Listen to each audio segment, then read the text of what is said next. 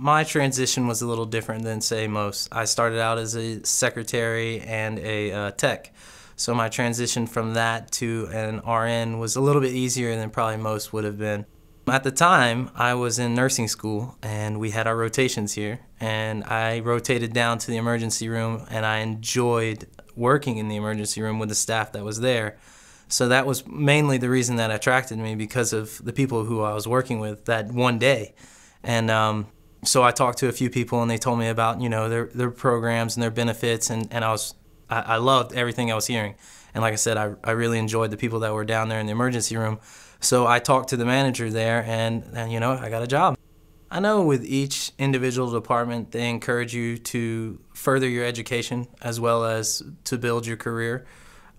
So I know that, like in an emergency room, they want you to strive to get your CEN, which is your Certified Emergency Nurses licensing, and then as well as maybe even your TNCC, which is trauma nursing.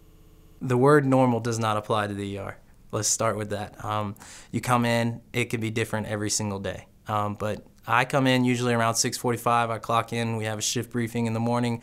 You get your assignments. You go out. You get report, and you're running pretty much from that point on. Usually, you see probably about 30 patients a day personally in the ER, between your team and helping out with others. And you hopefully will discharge the majority of them and admit a few of them. Then it's 7 o'clock, it's time to go home. It's very gratifying to have someone tell you that, hey, thank you for everything you've done. You did a great job. I feel 100 times better, and I'm so appreciative.